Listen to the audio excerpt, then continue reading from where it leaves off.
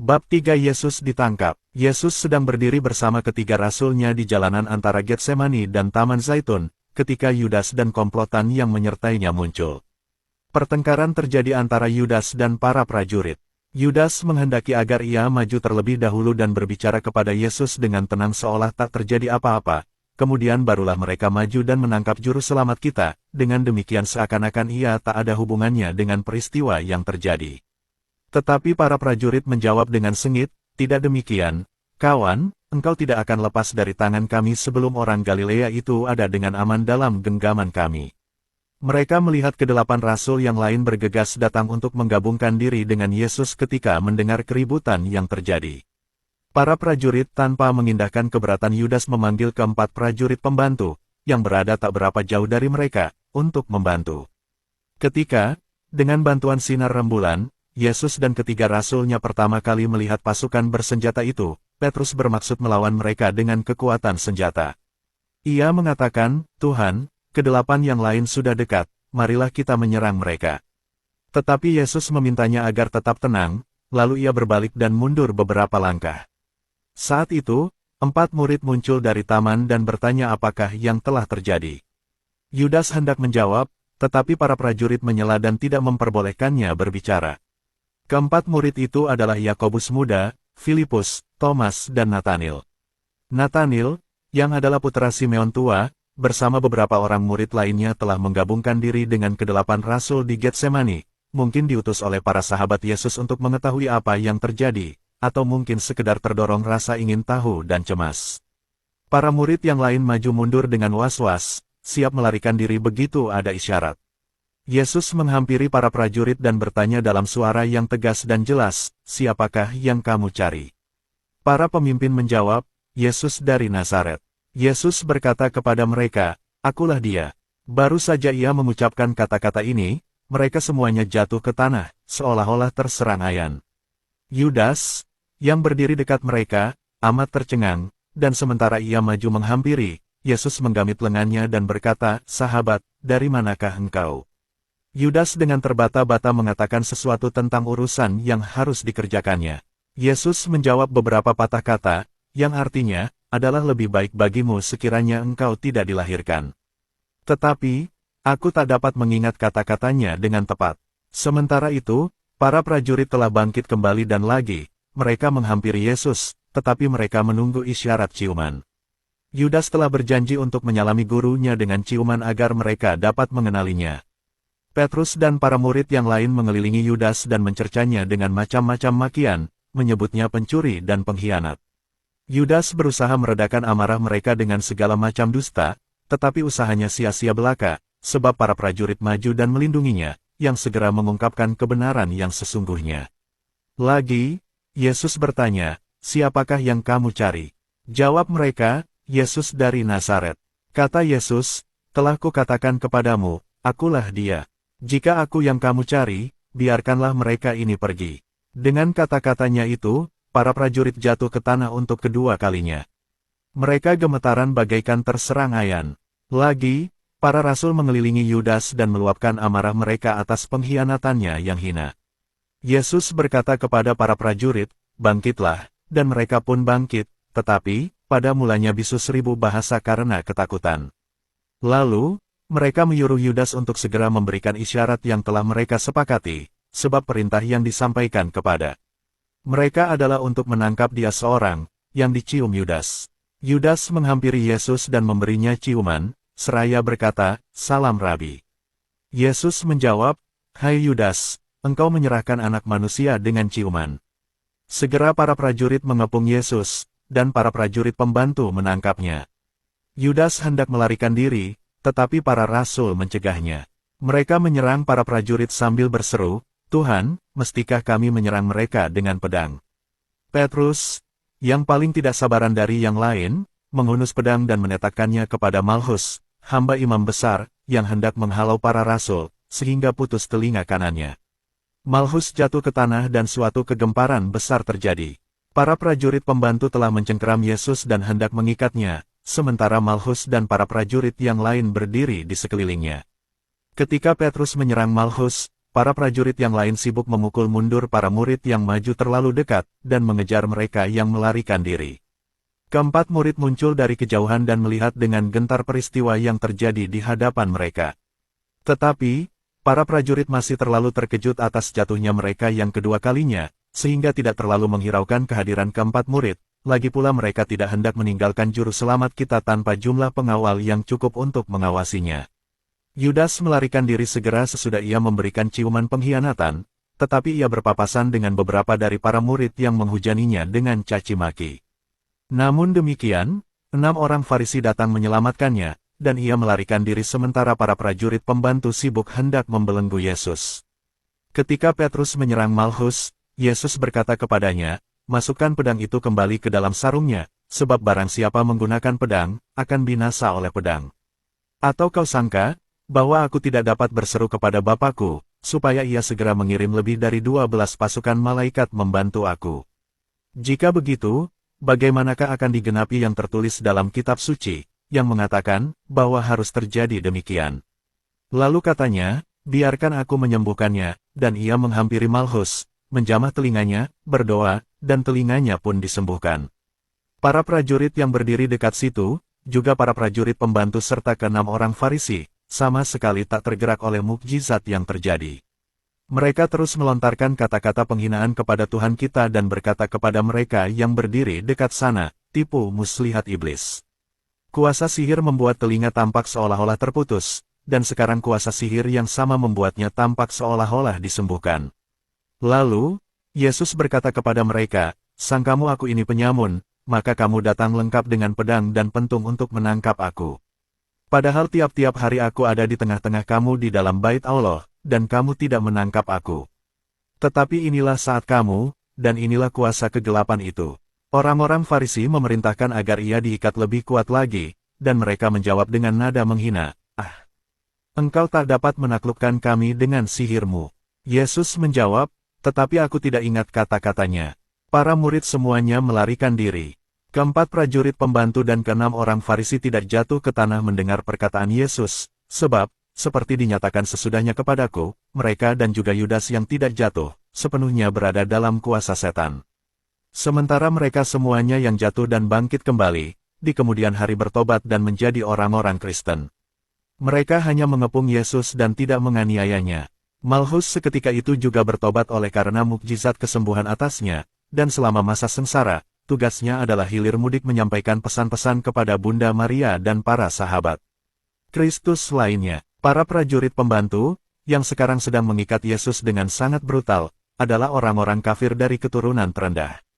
Mereka pendek, kekar, dan lincah, dengan kulit kuning kemerahan, mirip budak-budak Mesir, kaki-kaki telanjang, serta tangan dan leher polos tanpa aksesoris. Mereka mengikat kedua tangannya sekencang mungkin dengan tali-tali kasar yang baru, pergelangan tangan kanan diikatkan ke bawah siku kiri, dan pergelangan tangan kiri diikatkan ke bawah siku kanan. Mereka melingkarkan pada pinggangnya semacam ikat pinggang dengan ujung-ujung besi pada permukaannya dan membelenggu kedua tangannya pada ikat pinggang itu dengan setagen osier. Di lehernya mereka mengenakan ban leher yang dipasangi ujung-ujung besi. Pada ban leher ini digantungkan 2 selempang kulit, yang disilangkan di dadanya seperti stola dan diikatkan ke ikat pinggang. Lalu, mereka mengikatkan 4 tali tampar ke bagian-bagian ikat pinggang yang berbeda. Dengan tali-tali ini mereka menyeret Tuhan kita ke sana kemari dengan cara yang paling keji. Tali-tali tampar itu baru. Aku pikir dibeli ketika kaum Farisi pertama kali memutuskan untuk menangkap Yesus. Orang-orang Farisi itu menyalakan suluh-suluh baru dan arak-arakan pun mulai berjalan. 10 prajurit berjalan di depan, lalu, di belakangnya keempat prajurit pembantu yang memegang tali dan menyeret Yesus. Orang-orang Farisi dan 10 prajurit lagi berjalan di barisan belakang. Para murid berkeliaran agak jauh, mereka menangis dan mengerang seolah hilang akal karena duka cita yang hebat. Hanya Yohanes seorang yang mengikuti dan berjalan tak seberapa jauh dari para prajurit, hingga orang-orang Farisi melihatnya dan memerintahkan para pengawal untuk menangkapnya. Para prajurit berusaha keras menangkapnya, tetapi Yohanes melarikan diri, dengan meninggalkan jubah yang dikenakannya dalam cengkeraman para prajurit yang berusaha menangkapnya. Ia melepaskan jubahnya agar dapat lebih mudah meloloskan diri dari tangan para musuh. Yohanes lari tanpa mengenakan apa-apa pada tubuhnya selain pakaian dalam pendek tanpa lengan dan selendang panjang yang biasa dikenakan orang-orang Yahudi, yang dililitkan pada leher, kepala dan lengannya. Para prajurit pembantu memperlakukan Yesus dengan cara yang paling keji sementara mereka menggiringnya. Hal ini mereka lakukan guna mencari muka pada keenam orang Farisi, yang mereka tahu dengan pasti, benci dan muak terhadap Tuhan kita. Mereka menggiringnya sepanjang jalan yang paling kasar dan sulit yang dapat mereka pilih, melalui batu-batu jalanan yang paling tajam, dan melintasi lumpur yang paling dalam. Mereka menarik tali sekuat-kuatnya, mereka memukulinya dengan simpul-simpul tali, bagaikan seorang jagal menghajar binatang yang hendak dibantainya. Mereka melakukan tindakan-tindakan bengis ini sembari melontarkan caci maki rendahan yang tak pantas, sehingga aku tak dapat menceritakannya. Yesus bertelanjang kaki, di samping jubah biasa, ia mengenakan jubah wol yang tak berjahit dan mantel panjang. Aku lupa mengatakan bahwa ketika Yesus ditangkap, penangkapan tersebut dilakukan tanpa adanya perintah penangkapan ataupun melalui prosedur resmi. Ia diperlakukan bagaikan seorang yang tanpa hak hukum sama sekali. Arak-arakan bergerak maju dengan langkah-langkah tetap. Ketika mereka meninggalkan jalanan yang memisahkan antara Taman Zaitun dan Getsemani, mereka membelok ke kanan, dan segera tiba di sebuah jembatan yang terbentang di atas Sungai Kidron. Ketika Yesus pergi ke Taman Zaitun bersama para rasulnya, ia tidak melalui jembatan ini, melainkan melalui sebuah jalan setapak yang melintasi lembah Yosafat, menuju suatu jembatan lain lebih ke arah selatan. Jembatan di mana para prajurit menggiring Yesus merupakan jembatan yang panjang, terbentang tidak hanya di atas sungai, yang sungguh sangat luas di bagian ini, tetapi juga terbentang melintasi lembah, yang terhampar luas di kanan kirinya, dan yang jauh lebih rendah dari dasar sungai.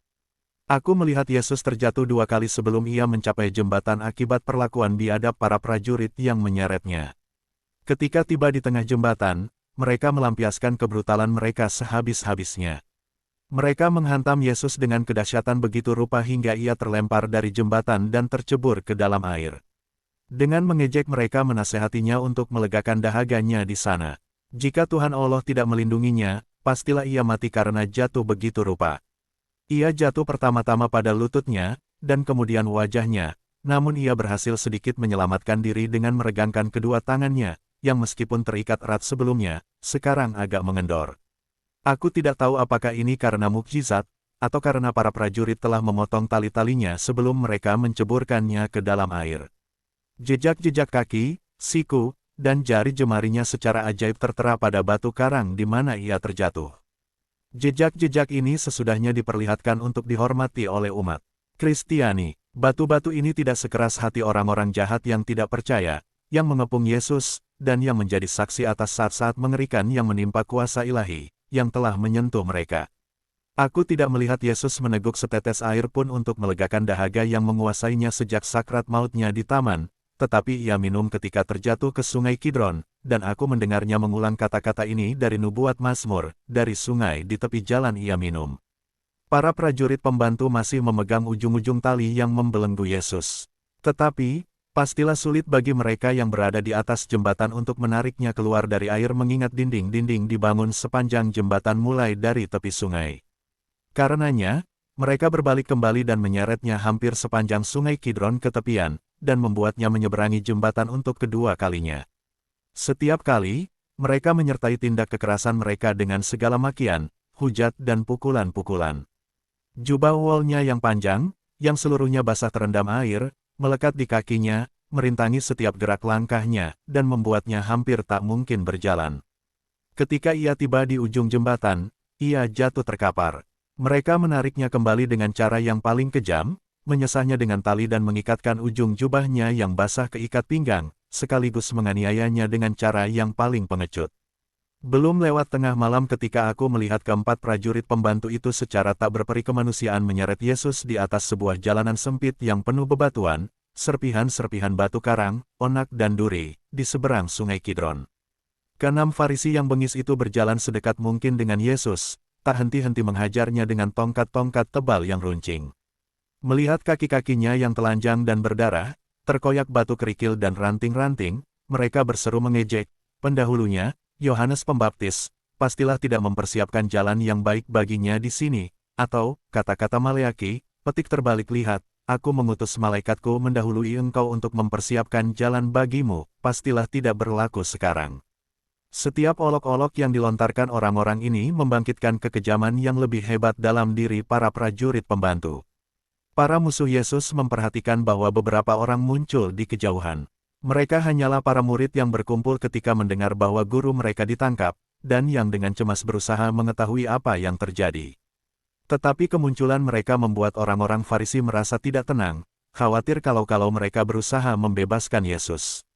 Sebab itu, mereka meminta bala bantuan prajurit.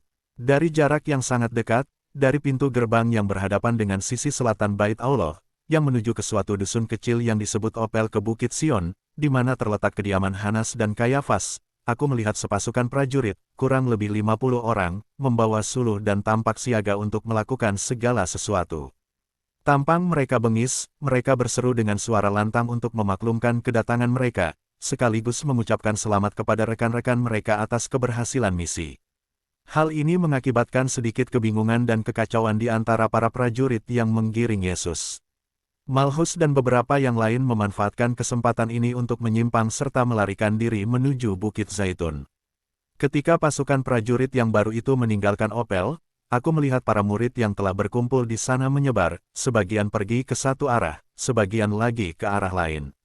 Santa Perawan dan sekitar 9 perempuan kudus diliputi perasaan cemas, mereka melangkahkan kaki menuju lembah Yosafat dengan disertai Lazarus, Yohanes, putra Markus, putra Veronika, dan putra Simon. Putra Simon tadinya berada di Getsemani bersama Natanil dan kedelapan rasul, ia melarikan diri ketika para prajurit muncul.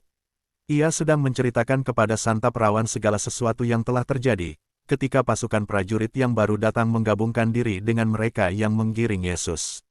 Bunda Maria kemudian mendengar hiruk-pikuk keributan dan melihat nyala-nyala api suluh yang mereka bawa.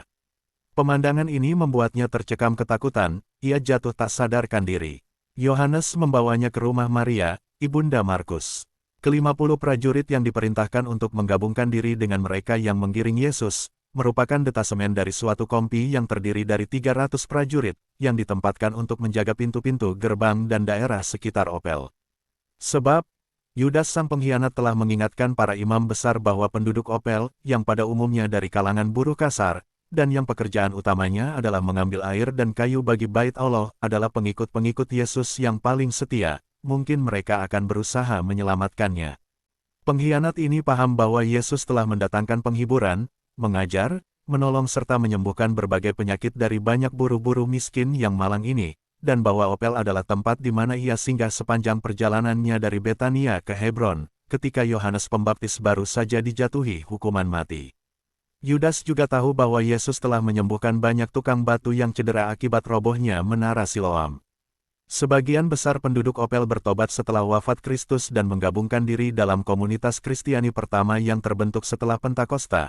Dan ketika umat Kristiani memisahkan diri dari bangsa Yahudi dan membangun pemukiman-pemukiman baru, mereka mendirikan pondok-pondok dan tenda-tenda mereka di lembah yang terletak antara Bukit Zaitun dan Opel, di sanalah Stefanus hidup. Opel terletak di atas bukit di sebelah selatan Bait Suci, dikelilingi tembok-tembok, penduduknya sangat miskin. Aku pikir Opel lebih kecil dari Dulmen.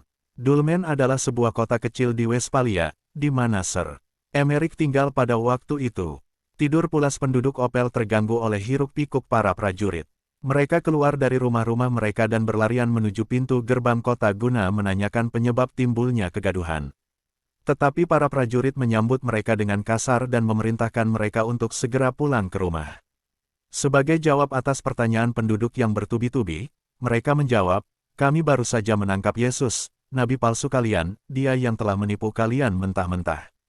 Para imam besar akan segera mengadilinya, dan ia akan disalibkan." Jerit tangis pilu terdengar di mana-mana.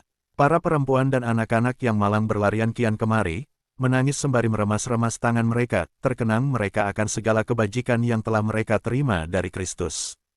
Mereka menjatuhkan diri di atas lutut mereka untuk memohon perlindungan surga. Tetapi para prajurit mendorong mereka ke samping, memukul mereka, memerintahkan mereka agar pulang ke rumah masing-masing, seraya berseru, "Bukti apa lagi yang kita perlukan?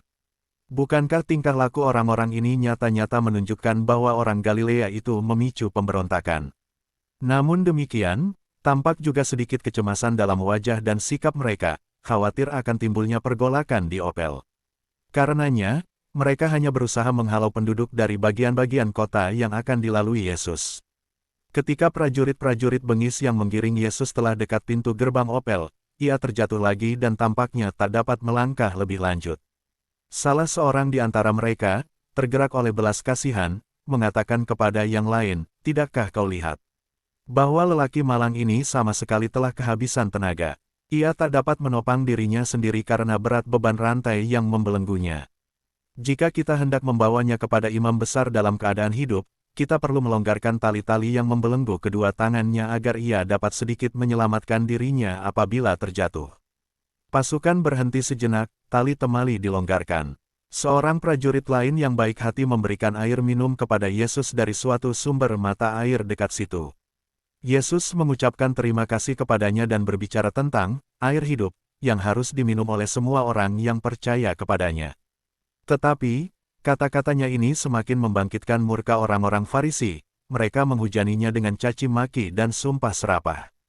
Aku melihat hati prajurit yang membuat tali-tali Yesus dilonggarkan, dan juga hati dia yang memberinya minum, sekonyong-konyong diterangi rahmat. Mereka berdua bertobat sebelum wafat Yesus dan segera bergabung dalam bilangan para muridnya. Arak-arakan berjalan lagi dan tiba di gerbang Opel. Di sini, lagi, Yesus disambut dengan jerit tangis duka dan simpati dari mereka yang berhutang begitu banyak kepadanya. Para prajurit mengalami kesulitan dalam mengusir baik laki-laki maupun perempuan yang datang berduyun-duyun dari segala penjuru. Mereka mengedangkan tangan mereka, berlutut, menangis sambil berseru, "Bebaskan dia bagi kami, bebaskan dia. Siapa lagi yang akan menolong kami? Siapa lagi yang akan menghibur kami? Siapa yang akan menyembuhkan penyakit kami?" Sungguh menyayat hati memandang Yesus, wajahnya pucat pasi, bengkak memar dan penuh luka, rambutnya kusut masai, jubahnya kotor dan koyak di sana-sini. Pengawal-pengawal yang beringas dan mabuk menyeretnya ke sana kemari, menghajarnya dengan tongkat mereka, bagaikan seekor binatang malang yang digiring ke tempat pembantaian. Begitulah ia diperlakukan di tengah-tengah penduduk Opel yang berduka.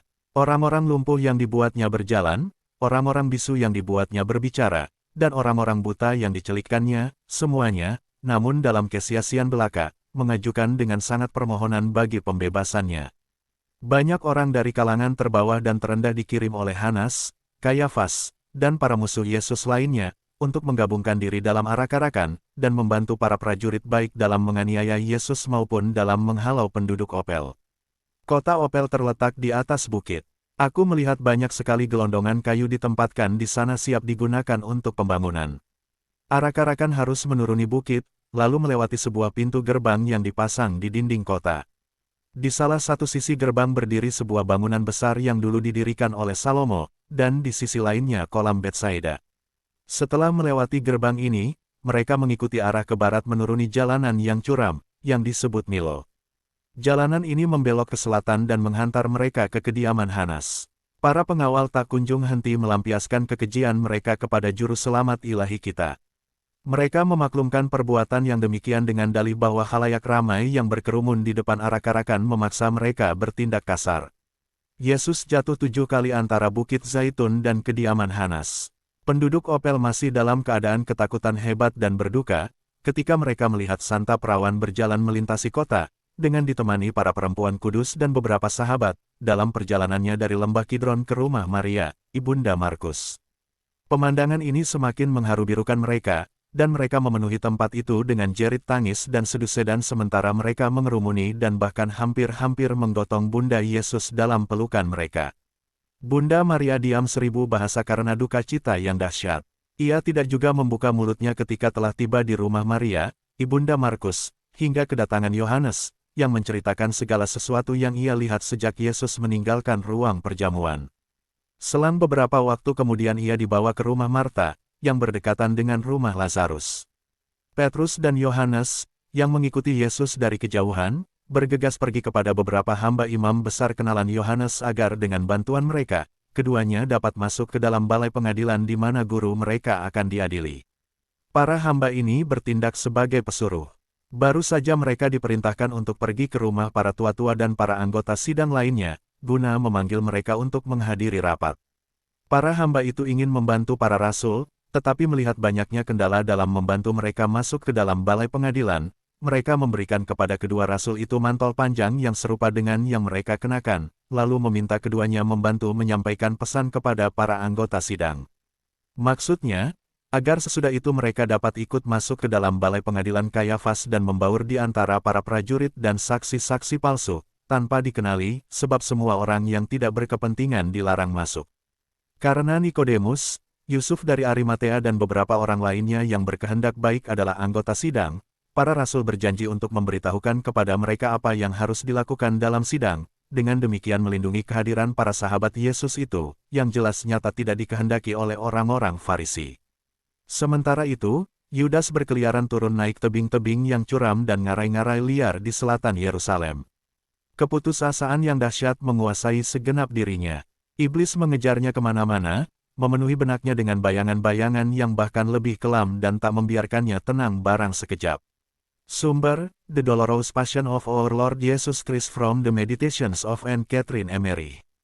Diperkenankan mengutip menyebarluaskan artikel di atas dengan mencantumkan, diterjemahkan oleh Yesaya, www.indosel.net/Yesaya.